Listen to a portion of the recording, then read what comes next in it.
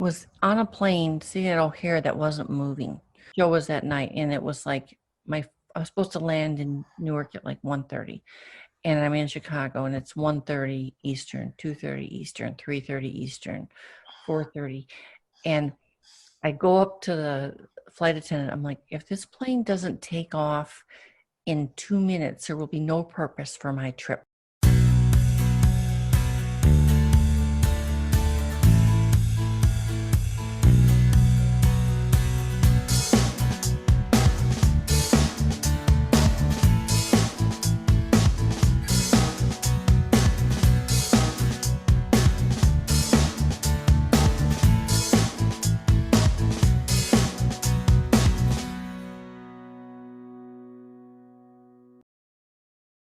Hello, everyone. Welcome to a new episode of Set Blessing Bruce, your podcast all about Bruce Springsteen, his music, and mostly his fans. I am your host, Jesse Jackson, and tonight is the second part of my epic conversation with my new friend,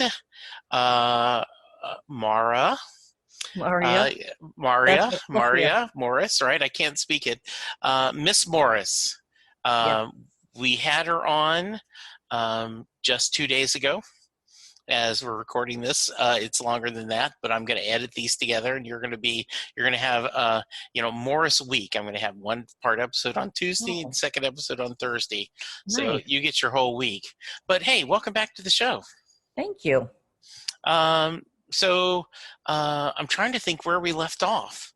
I know that we talked over an hour, and I had another podcast. I was like, I'm so sorry. I've got to go. I've got someone else going. I have to talk about Marvel Comics now, or whatever topic you had next.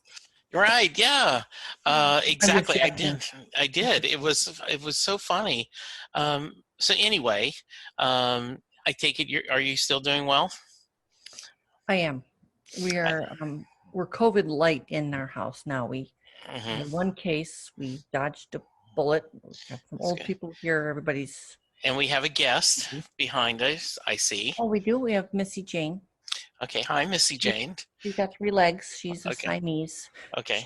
I got her on the day of Obama's second election, November 6th, 2012. Nice. The day after that picture I sent you of Bruce and Obama hugging on stage in Madison. Yeah. I took. So a moment. Let's talk about that. Talk about that show. Talk about that event. Well, it was another one of these things where I find myself in proximity to Bruce through circumstances beyond my ability to get there on my own. Okay. My friend who there's connections in every aspect of the word. So we have to go to Madison. Bruce is going to play with Obama the night before, the day before the election. So we went. My family lives there. I didn't tell him I was there because I was on a mission. And we went to the check-in at the VIP table, and then we get escorted. It's one of these things where we're walking and we're walking and we're walking and we're getting closer and closer and closer to the stage. We're walking through this massive crowd, and then we're shown the area where we're to sit, and it's like 3 rows of 6 chairs, and then a metal barricade, and then the maybe 10 feet, and then a stage. Now, this will work. Who had the VIP connection? It's a friend of mine, Emily, and she's a comedy producer. Okay. And she, one of her friends was working for the campaign. Okay. At the time, and it wasn't even a Bruce connection, which made it that much funnier to me because it's like she's the one who got us backstage at Conan O'Brien's show. Yes. Through a comedy connection. We never get there through Bruce connections. It's always just through like these side doors. So we were there, and I met Russ Feingold and Tammy Baldwin, and those are 2, one former, one current senator of Wisconsin, which is basically my home state. So that was very exciting to be there. And then Bruce opened, and he sang Promised Land and Land of Hope and Dreams, I think, and maybe one other one.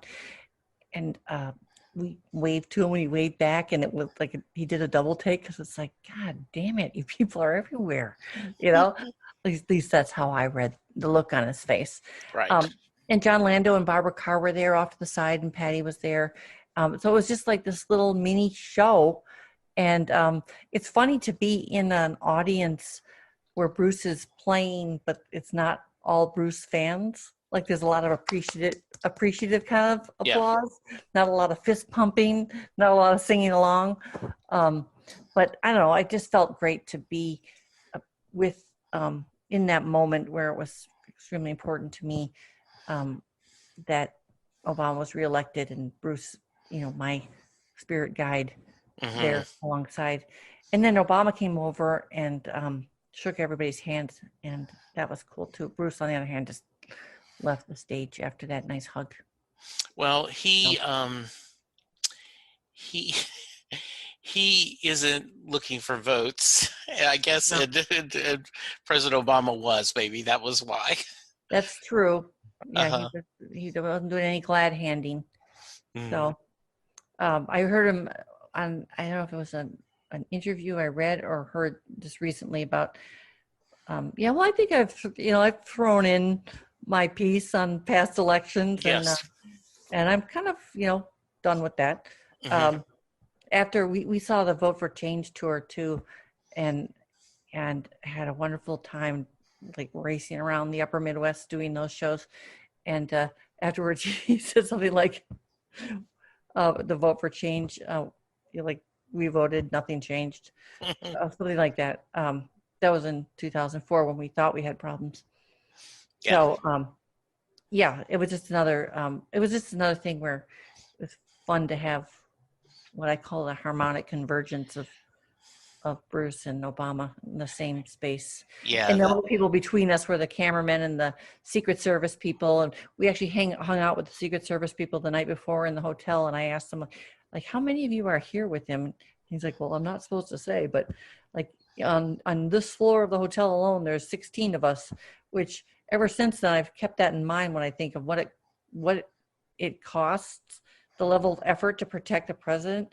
There were 16 people on one floor of a hotel for this one campaign to stop. And I think of those Trump children. Yeah. Anyway.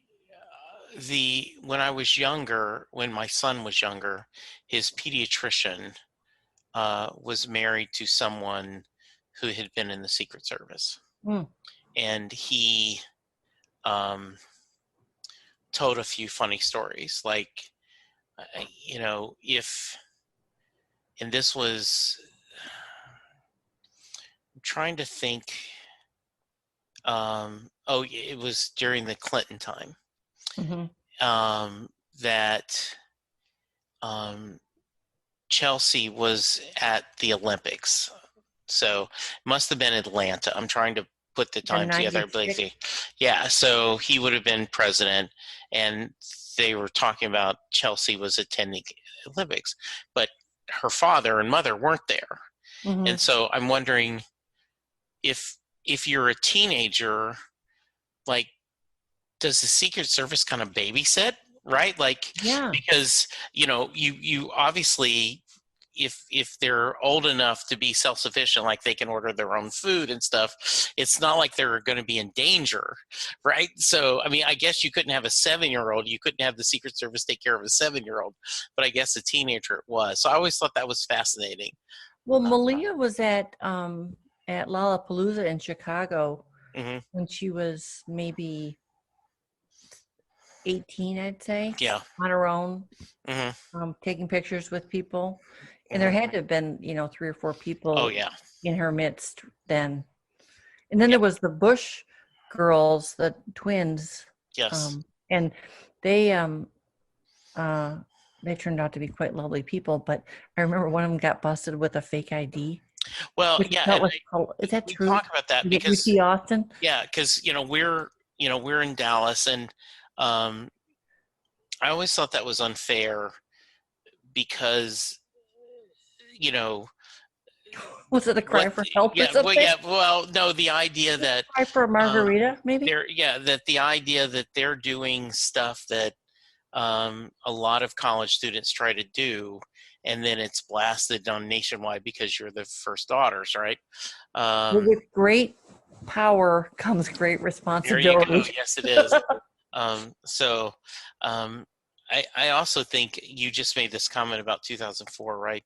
Um, my my wife was very, very um, critical of President Bush, Mhm. um, and and she now, partly because he's moved back to Dallas, and you hear a lot of things about Mm. all the good he's done with painting. He started painting, and he Yeah, does this Wounded Warriors, and and he's always he's done so much money to help people, and he seems to be he is competing for Jimmy Carter for best ex-president, I think. yeah, um, but she often says, and I know other people too, like we wish we had a Bush administration, right? Like yeah. we thought that was bad, and like I no, no, know. no, no, no. I know. Yeah, You remember at Trump's inaugural, apparently he after the speech, which was I didn't listen to it, which was just horribly yeah, dark, he stood up and turned around and said to Hillary Clinton, that was some crazy shit, or that was some dark yes, shit. I yes. mean, Supposedly that's that is what he hilarious. said. Yes, it is. And you see him like when the Or couple, that was some weird shit. yes, where he had to, how um, Michelle Obama and him are hugging, and they seem to have this connection that it Mhm. seems to be. So that's an interesting show. Talk to me about a couple of the other shows you've gone to that you know um, that you've seen, experience in. I know one of the things we didn't get to talk about last time is you chasing songs and going on, you know, trips and in your mind. Talk a little bit about that. Well, um, the reunion tour took care of a lot of my needs, but Okay. there were always some that were hanging out there, Hmm. unplayed for whatever reason.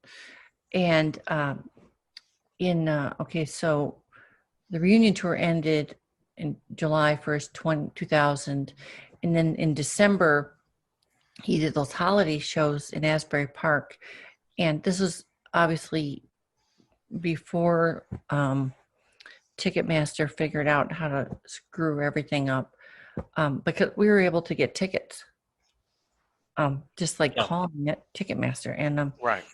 for a show in a 2,200 seat convention hall space, um, and I raced. I had to work, or I was somewhere. Anyway, I was on a plane sitting at O'Hare that wasn't moving, Okay. and the show was that night, and it was like I was supposed to land in Newark at like 1:30, and I'm in Chicago, and it's 1:30 Eastern, 2:30 Eastern, 3:30 Eastern, 4:30, and I go up to the flight attendant. I'm like, if this plane doesn't take off in 2 minutes, there will be no purpose for my trip. Yeah. And he was like, I'm very sorry. Tell me about it. So we fly, we land at Newark. It's raining, like cold, icy rain. I take the tram, get the car, get on the Garden State, and I parked illegally outside and ran into Convention Hall and found my friends. It must have been 30, 60 seconds, and the lights went down and the show started. And it was the Max Weinberg 7 and Jimmy Vivino, who is like an amazing guitarist. These people, Okay. like these guys who just work that aren't mega stars, amaze me whenever Yeah. I get to see them. And like 4 or 5 songs in, a couple Christmas songs, E Street Shuffle. There's this long pause, and then Kitty's Back. It was the first time he played it in 22 years, 23 years since Wow. the Darkness tour. He hadn't played it the whole tour, but he had the whole horn section with the Max Weinberg 7. Right. And I'm again, the flush of emotion just came over me because my knees got weak. I couldn't believe, like, I thought that moment, and really resonated for quite some time. It's like, you are one lucky girl, Yeah. one lucky woman to have this, to have people to meet and to share this experience, to be on the planet at the same time as this artist who means so much. It was just a beautiful thing. And on the bootleg of that show, I played it over and over. And sometimes I would just play the start for when people heard the notes, because Yeah. the gasping and the reaction, Hmm. knowing that was one song that, or one of the, a handful of songs that didn't get played during the reunion tour. It was just tremendous.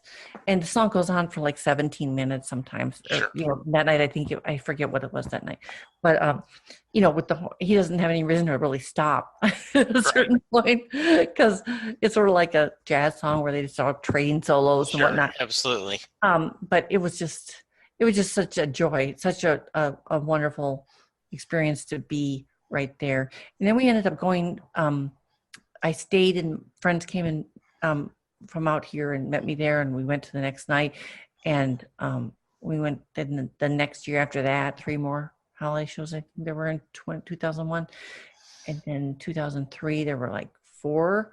One of them was postponed because of a blizzard that we made it through. We were like the last flight in with these flakes the size of Spam Hmm. cans. We were driving Sure. down there, and he comes out, and the venue was like 2/3 full, and he's like, I don't know how you made it, but I'm glad you're here. But they postponed the next night because of the amount of snow. So I had to call my office and say, I'm just kind of stuck here indefinitely. I'm out here in Jersey. What are you gonna do? That And is then the kind of other one, funny. the other one was the other moment, show moment and song moment was on the last show of the reunion tour in New York. I was there for the last 5 shows, 6 shows maybe, and that was one of them, was that thing with the downbound train incident, as I call it, Yes. um, where I willed him to go change guitars so he'd play that for my friend that Yes. was with me. I remember that. Yeah. Um, uh, the I don't know what song came before it, um, but again, the Madison Square Garden goes dark, and then there's this low hum and a blue light, and then Roy's piano. It's the opening notes of Lost in the Flood, Hmm. another song I hadn't been played since the Darkness tour. And that was a different kind of sound, crowd sound, than the Kitty's Back moment. That was like I was at the Bulls game when Michael Jordan came back out of retirement at the United Center, and I've never felt a building shake in that way. And this was sort of the same thing, but there was like a lot of breathing and weeping and oh my god, oh my god. So Sure. that was another, just a transcendent moment with a song that's like, um just the level of talent and the songwriting that he has. I think you didn't need that song all these years, this whole tour. Hmm. You waited till this moment, and I don't know if he thinks about things like that, or if he thinks I'm just gonna, you know, knock them to the back wall, and whoever gets up will enjoy the rest of the show. That's Uh, how I felt. It was like, I'm gonna need a moment now. that's hilarious. Yeah, it was so wonderful. It was so wonderful. I was there by myself, and I wasn't there by myself. I was sitting by myself in the first row behind the stage, and this is one of these things where I got a ticket from a person I'd never met in person who knew I needed one, and she was like a Ticketmaster troller, and Hmm. she called me at my office during the day, and she's like, "Hi, this is her name, and I have a Ticketmaster window open with a single seat in section 63 or something. Do you want it?" I'm like, "Yes, thank you. I look forward to meeting you." Yes, exactly. Yeah. So, just a sense of community that those events, those shows engendered, and which still maintains to this day. I talk to, a couple dozen of my Bruce friends regularly, and see them whenever I can. And it's moments like that that we we remember, as having shared. I would really like to know how he experienced that particular moment. So I have a question. In 2016, during the first leg of the River Tour, Mm-hmm. there were a lot of stories breaking about, um, you know, a kid asking Bruce to sign his excuse because he's going to be late for school. Mm-hmm. Couple times he had um, fans join him on stage and play a guitar, or sing with them, and just there were a lot of stories about him interacting with fans. Do you feel that was something new that happened to him over the past few years, or is it just because of social media? He's always done a lot of things like that, but just now then we hear about it more. I think we probably just hear about it more. I've seen a couple of pictures of like his private stationery that says Bruce Springsteen on it, and where Yeah. he's jotted off a note to somebody like, "Thank you so much for the book about the um, like the Mahoning steel mill. Hmm. I didn't know it existed, and I look forward to paging through it slowly." I saw Yeah. a note like that. This is, probably 20 years ago. Yeah. Um, and so I think he probably makes those little gestures, that kind of thing. The people on stage, it's interesting. The same friend of mine, Emily, she she held up a sign in December 17th, 2003 in Indianapolis. Hmm. Yeah, in the last show of that leg of that tour, and it said, "I'm Courtney Cox," with an arrow towards her head. And I'd never actually had met her. I'd sold her a ticket 3 months earlier, but Yeah. I didn't know it was the same person. And Steve saw the sign. This is during Dancing in the Dark, my in my bottom 5 songs of all time. Okay. And Steve saw the sign, cracked up, and then Emily ends up on stage dancing. And she was the first person to do that in the modern era. Ah, And interesting. then that became her shtick. She got up on stage when she dressed up like John Landau and pretended to be John Landau. She did it when she pretended to be Kevin Buell. Because she's a comedian. This is her thing. Yeah. But yeah. So, and then ever since she did that in 2003, every single Dancing in the Dark, he brings a woman up Someone back on to stage. Yes. dance. Yeah. And so some people hate it. Like some of the fans just think it takes up too much time and it's silly. But for the people that have gotten to experience it, it's, obviously extremely special. And I understand why they do it. The thing that really pisses people off is the kids during Waiting on a Sunny Day.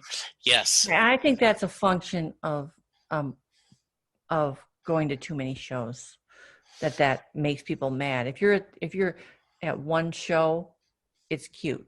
I guess if you're at 25 shows over a 3 month period, it's just irritating because Yeah. but Bruce loves kids. He has a real thing. Well, He has I like two believe. different facial expressions when he's in the presence of kids. I believe my theory is he's ready to be a grandfather. That's probably true. And so that's why he gets a kick out of that he does that. Um, now, and gosh, I wish I could remember who wrote this, but someone had said that this was before the kids were singing and Waiting on a Sunny Day, but someone said, it's clear that Bruce loves singing this song, so we fans need to get used to hearing this song. And that Mm-hmm. was Waiting on a Sunny Day. It always makes me smile when I hear it. Uh-huh. It doesn't bother me, the kid. I sometimes feel bad for the child because you can They're, tell, they're a pawn. yeah, that their parent has forced them versus someone who really does. That there are young kids who adore Bruce, that Yeah. because their parents do, and they're natural hams, and so they want to do this. Yeah, the only thing I ever think about during Dancing in the Dark, and it doesn't bother me, um, sometimes I'm impressed by the people who go on stage, like if it's a couple of sisters or, Hmm. when there's a funny sign, I'll get a pick out of it.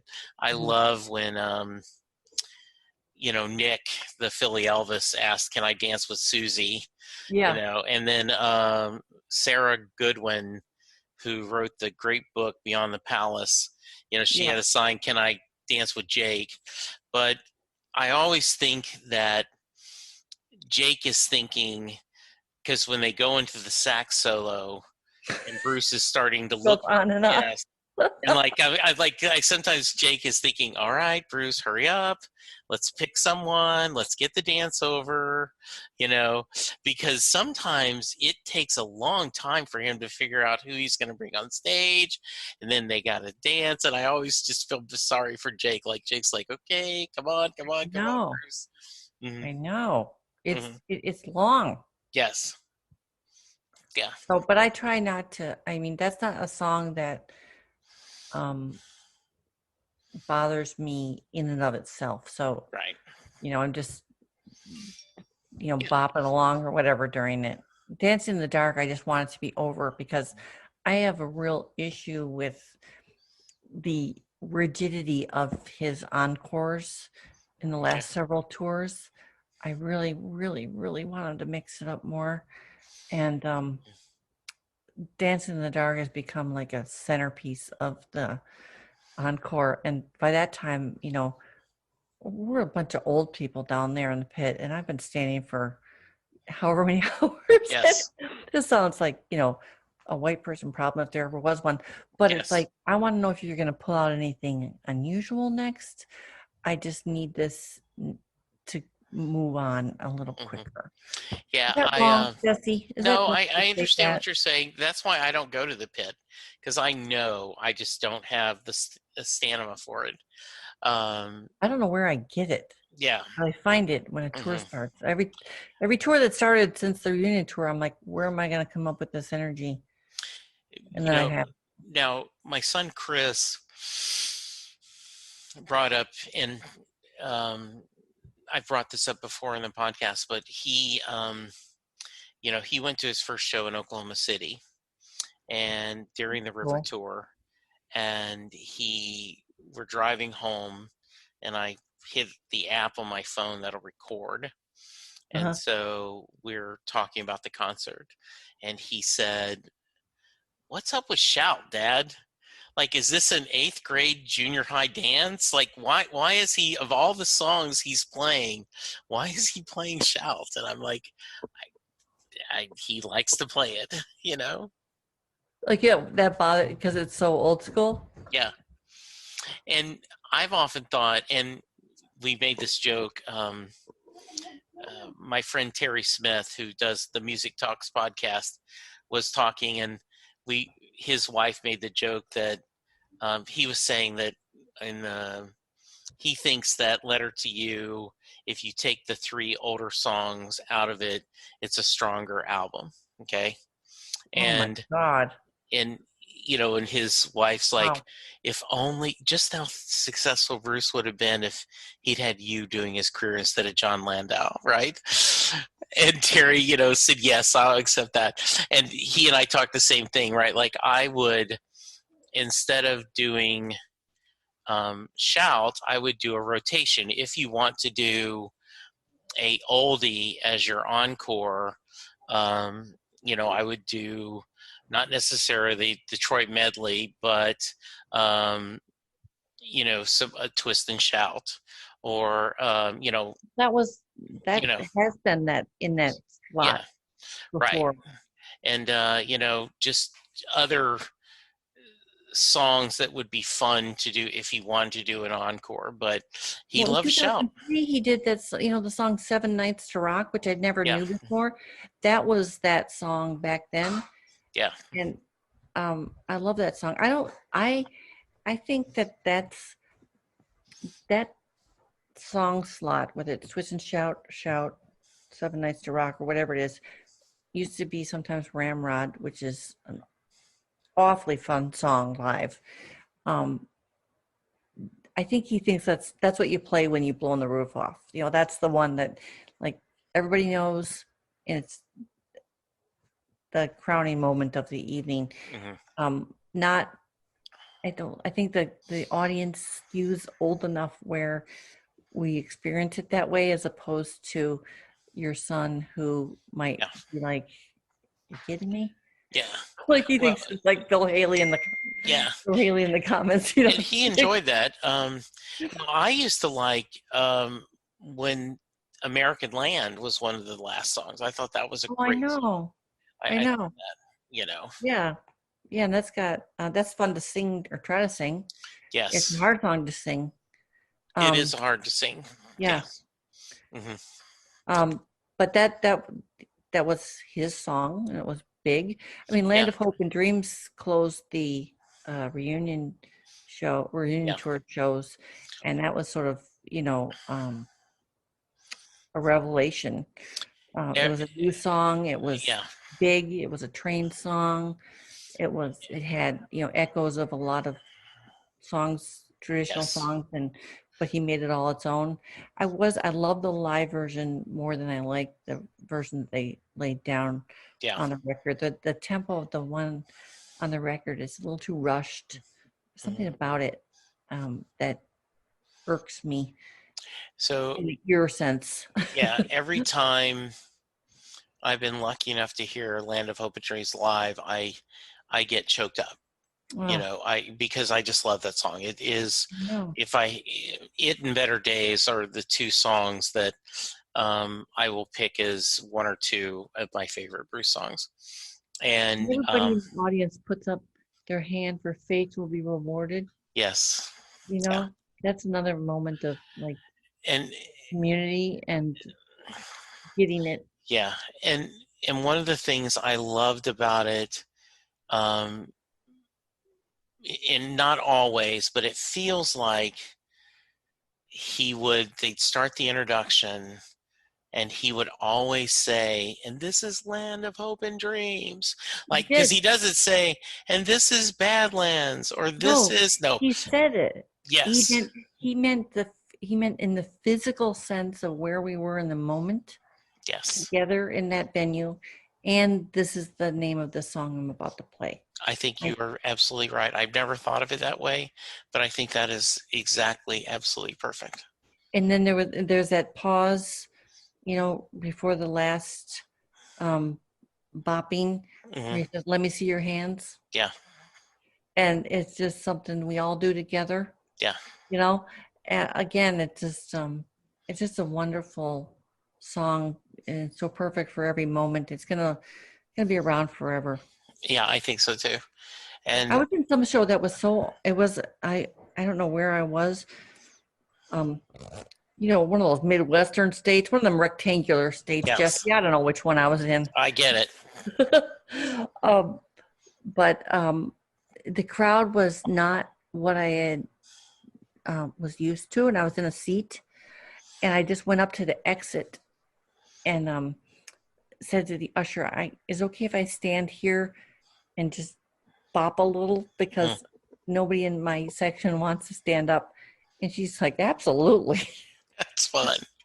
Yeah, she probably, she sees everybody, every act come through, and who knows what she liked, but I Yeah. like she totally saw like this Hmm. woman's in need of more than what she's Yeah. getting right now of her section. And during Land of Hope and Dreams, I just remember like my best experience with that song because I was just free to, just Yeah. give permission to be myself with it right at the moment. Yeah. Yeah. Yeah. So That's one of the hard things that shows for me or for everybody really with the artist that is most important to them is the talking that goes on around. I've yeah. never ever gotten used to that. You know, there was a wonderful place in New Orleans, um, where um, it it was an Irish pub that was in the quarter, Hmm. and it was called O'Flaherty's, and Daniel Flaherty was the owner, and and there was two parts of the bar. You walked in, and there was kind of an entryway, and if you went straight through, there was a courtyard. Mm-hmm. And then to the left, you went through a door, and there was a traditional bar Mm-hmm. and an Irish pub bar. Mm-hmm. And then to the right, there was this huge sign, Mara, that said, you know, it talked about the tradition of storytelling and music, and how these minstrels were treated like visiting dignitaries. And when they performed, no one would speak. And so in this room, this is a listening room. And there we do not allow talk during the performances. And you'd go there, and they'd allow our son in, even because it was more of a music room than a bar, so it was one of the few places underage he could go, right? Yeah, we have that And issue here too. yeah, and so they'd have Guinness. So my wife would get a Guinness, I would get a Diet Coke, my son would get a Coke, and Danny would just play. Mm-hmm. And no one talked during the songs. And it was just, and I think about that often, especially when I'm in a smaller club, Yeah. seeing a small venue. Like I didn't get to see, Jake did not tour in Dallas, but like I went and saw Neil's in his acoustical show, and the audience was pretty well behaved, but it still was like, okay, there shouldn't be talking. Yeah. Shouldn't be talking. I went to a very small show that Alicia Witt, the actress who's on a lot of Hallmark movies, and She took over for Lori Loughlin. No, this is she did that, and she was in this very small club, and it was just her, and she had a keyboardist, and no, she played the guitar, she played the keyboard, and I think she had a guy playing guitar. It may have just been her, and a couple in front of me were talking while she was singing, and I finally said, excuse me, excuse me, shh. And they were offended. I even told them, but I was like, I'm tired of them trying to talk while she's singing. Why? Yeah, I mean, it shouldn't take more than one tap on the shoulder. If they were on a first date or something, just go in the other part of the bar. Yeah, exactly. That's it. I mean, when you're there to enjoy the music, I'm right there with you. Yeah. Is there any, when they tour again, is there any song you've not heard live that you're still chasing? And not Western Stars, and certainly not Letter to You, but I know we'd love to hear anything from them, but is there something you've been chasing? Well, I meant to mention it, but if I didn't, the song I want to hear is this outtake from The River, called Stray Bullet. Okay. Yes. Yeah. Really creepy song. I don't think he'll ever do it. Yeah. If he tours acoustically, he might. Yeah. So that makes me kind of wish for that. Yeah. If he has 2 tours in him. Yes, exactly. We want a couple tours. Yes. Yep. And one E Street Band. Yeah. All right. What have I not asked you that I should have? Now that we've done this 2 times, is there anything? I don't think so, but I did want to tell you that, and this sounds self-aggrandizing, but I wrote an academic paper about Bruce Springsteen. Yes. Talk to me about that. For the first ever Bruce Springsteen conference, the Glory Days Symposium. It was in 2007 at Monmouth University in New Jersey. Yes. Run by my friend Mark Bernhardt, who was like a friend of mine from city planning world who happened to be a massive Bruce fan and a conference organizer. So that was cool. And Yeah. I submitted this paper. It's a paper about his use of geography and sense of place in his music. And so I keyed in on phrases like over the rise um, and like the atmospherics of certain songs related to the positive or negative feelings that they're supposed to evoke. And it was really cool. It was a lot. It was like a labor of love thought exercise that I went through to write this paper. And I did, I searched lyrics for things that recurred, words that would recur, and how he used Mhm. different types of geographic terms. And when you ask me about what drew me to the music and what obviously keeps me going back, I think that's part of it, is the sense of place that he creates, and the scene continuity where everybody, you could never even have to go to Asbury Park to have a feeling about what it was like there back in the Sure. day. And also the characters and where they live and the types of houses that they live in and things like that. Just the imagery that the lyrics build and have built throughout over time. That's something that's really important to me, and I feel strongly about it as a person who is obsessed with maps. And Yeah. Did you and so you presented the paper? I did. I presented the paper. I was on a panel with several other people.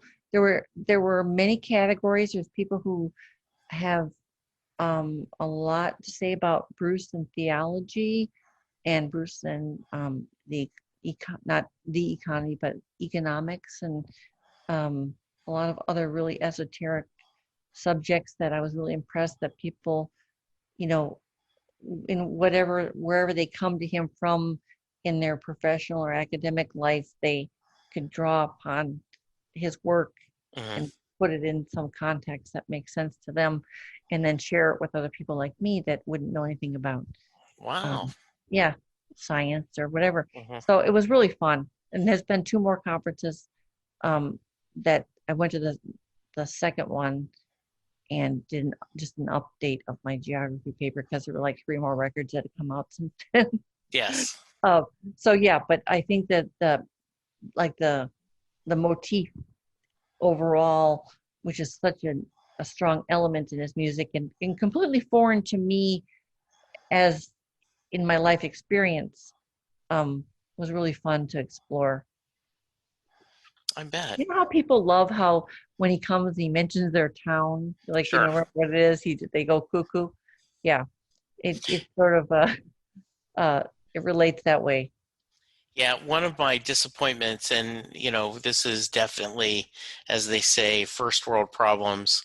I went down to Houston for this was in the High Hopes tour, Hmm.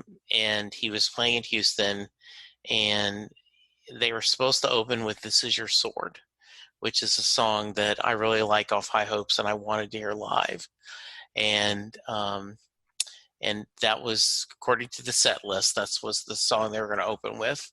Hmm. And Tom Morella Yeah. supposedly reached over and said, "Hey, we're in Houston," and so Bruce scratched out and did "Seeds" because it says Oh. Houston. And I'm like, no, no, which was funny because last time I was in Houston, he played "Seeds" as well. So I Oh, was like, no, no, I wanted "This Is Your Sword," but I'm just being greedy. I know. Well, that would be, and then that could be your song. That is one of the Is that one songs of I'm the songs you're choosing. taking? Yes, it is. Absolutely. Yes, Yeah. absolutely. So And good. now we have this many more. We can just hope, right?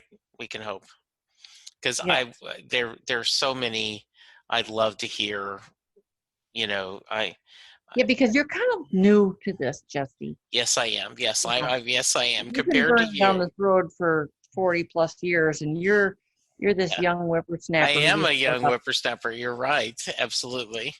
So yeah, I'm still. I love your Bruce origin story though. I think it's awesome. And I I wondered about how he has built an audience in the 20 years since the reunion tour, and Yes. some young fans, like in their 20s and 30s. It's very interesting to me, and it makes him as happy as a clam I to think it see does. new faces, and I th- just to know that he's expanding his reach is really cool. Absolutely it is. Yeah. This has been wonderful. Thank you again for joining me a second time. I Call appreciate me if you. you ever need to talk to a nerd again. Well, I will. If someone wants to reach you, what's the best way? Um, I'm findable on Facebook, and I'm kind of hard to find on Instagram, but find me on Facebook or Morris.Marya, that's Marya @gmail.com. Okay. I live in suburban Chicago, and I don't try to hide. Okay. I tell stories. I Very would say nice. for a living, but nobody pays me. I No, understand. yeah. Yes. Yeah, I've got Uh, I have a website in progress, and I have a lot of stories, and I almost always mention Bruce in my stories Good. somehow, some way. Well, when you're ready to make the website go live, we'll have to have you on again and Yes, help promote it. thank you. That Yeah. could be a short visit. Yes, that's okay. Thank you so much for your Thank time. you. Have a Listeners, nice rest of your week. you take care of yourself. Remember to social distance. Remember to wash your hands. Wear an effing mask. And let's be good to each other because, we need it. It's been a rough year. And for now, thank you, and we'll talk to you soon. Doing a podcast at times can be a one-way conversation, and I hate that. So please let me know what you like and don't like about the work I'm doing. You can reach the podcast via email at setlistingbruce@gmail.com. The show is on Twitter at setlistingbruce, and my personal Twitter is at jessejacksondfw. We have a website, www.setlistingbruce.com. From there, you can find links to other Springsteen podcasts as well as other music-themed podcasts. We have a page devoted to our own SLB All-Star Band. These are guests who have been on the podcast more than 3 times. There is a link to our store where you can purchase Set Listing Bruce shirts as well as a Mary Question t-shirt. There is a link to our Patreon page where you can sign up to help support the podcast financially. We have different levels and different rewards based on your support. If you don't have any extra cash, and right now who does, you can support the podcast by subscribing via your favorite podcast player and leaving us a review. The more reviews we have, the easier it is for people to find us. And please tell a friend about the podcast, especially if they love Bruce or music, because it will make a difference.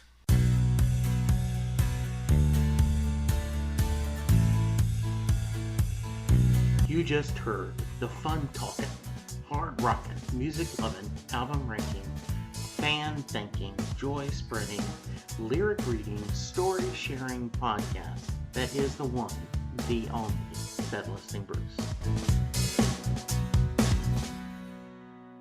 Set Listing Bruce is part of the Southgate Media podcast group. The theme for Set Listing Bruce was written by David Rosen, used by permission.